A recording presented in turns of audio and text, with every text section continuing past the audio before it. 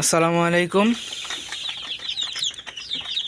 তো গত ভিডিওতে বাচ্চাগুলার যে ব্রুডিংয়ের যে অবস্থা ওইটা বলছিলাম, যে ব্রুডিংয়ে কী কী করতে হবে, কী কী ঔষধ দিতে হবে।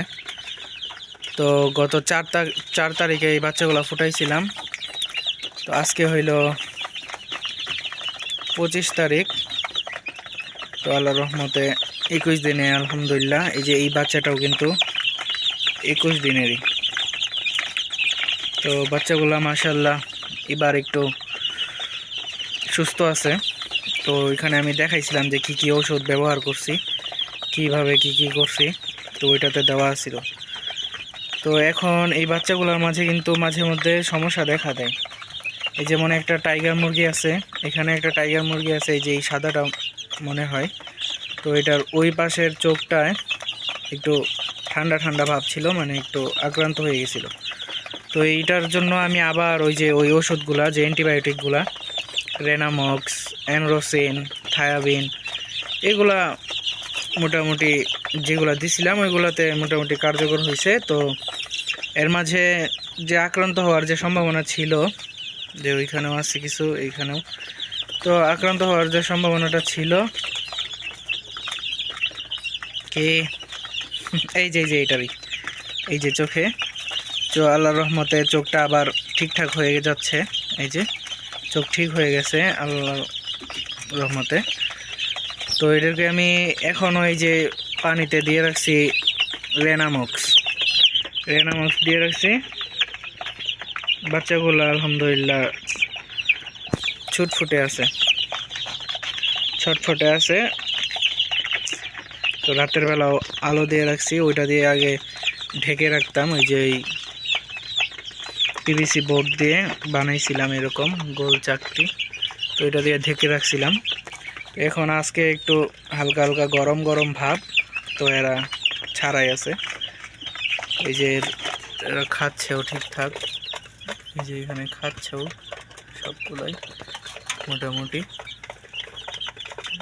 খাওয়া দাওয়া করতেছে।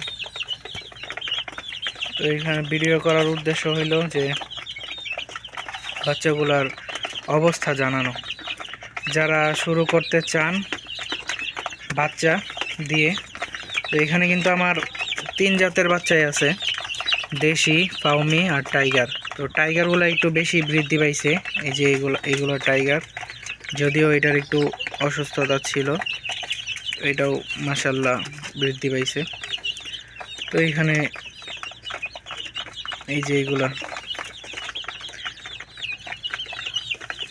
তো এইগুলারে সুস্থ রাখার জন্য রেনামক্সের যে আমি করছিলাম, মানে ওই 3টার যে ব্রুডিংয়ে দিছিলাম, ওইগুলাই আবার একটু চালাচ্ছি, মূলত যে সমস্যা যাতে না হয় এই জন্য প্রতিদিন 1 মিলি 1 লিটার পানিতে দিতেছি। আর রেনামক্স তো এটা পাউডার 1 গ্রাম, দেখেন কথা শুনে কীভাবে, রেনামক্স ওই পাউডারটা 1 গ্রাম করে দিচ্ছি 1 লিটারে। তো এভাবে চলছে। তো অ্যানরোসিন প্রায় 4 দিন দিছি। তো আজকে 2 দিন ধরে রেনামক্স দিতেছি, পরে আরও 2 দিন দেওয়ার পরে, রেনামক্স দেওয়ার পরে থায়াবিন দিব, এরপরে আবার দিব জিঙ্ক। তো এইভাবে চলছে। তো এইখানে যে ব্রয়লারগুলো দেওয়া হয়েছে, ব্রয়লারগুলো মূলত ড্যানিশ কোম্পানির। তো এই 60 টাকা করে কেজি। জানি না ব্রয়লারগুলো কেমন, আপাতত 2-3 দিন ধরে খাওয়াচ্ছি, যদিও গ্রোথটা কম আসবে, কিন্তু আমার গ্রোথ নিয়ে চিন্তা নাই, মুরগিগুলো সুস্থ থাকলেই হয়। এই এরপরে ঠান্ডা যদি লেগে যায় তাহলে আপনারা মাইক্রোনিট, আমি একজনের কাছ থেকে শুনছিলাম মাইক্রোনিট, এই ওষুধটা খাওয়াইতে পারেন। তো আল্লাহর রহমতে এইগুলো যেহেতু সুস্থ আছে, এই জন্য আমি আর ইয়াগুলো দিচ্ছি না, মাইক্রোনিট দিচ্ছি না। ওই 3টা ওষুধ দিতেছি, আর এরপর থেকে আমি জিঙ্ক দেওয়া শুরু করব।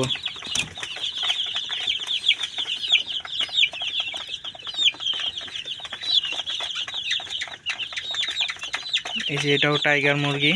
তো টাইগারের মাঝে সাদা বেশি, এই যে এইটাও টাইগার, সাদা বেশি, কালো 2-4টা আছে। তো এগুলোর আজকে 21 দিন বয়স।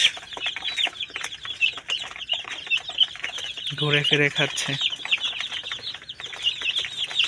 বাচ্চা কমায় ফেলছি, আমার যে ফার্মি মুরগি বিক্রি করে দিছি, এরপরেও বড় বড় কিছু মুরগি ছিল ওগুলোও বিক্রি করে দিছি। অন্ধকারে দেখা যাচ্ছে না, এখানে কয়েকটা মুরগি রাখছি বড় বড়, 5-6টা মুরগির মতো আছে।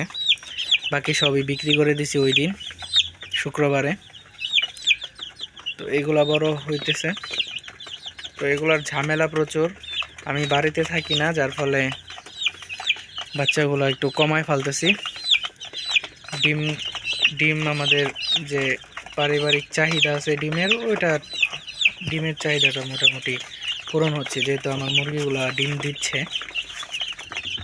তো এভাবেই চলছে, আমি আর কুচে বসাচ্ছি না, পাশাপাশি মেশিনও অফ রাখছি, যে বাচ্চা আর ফোটাবো না। এই শীতে আমার প্রচুর বাচ্চা নষ্ট হয়েছে, যার ফলে এখন আমি একটু বাচ্চাগুলো অফ রাখছি।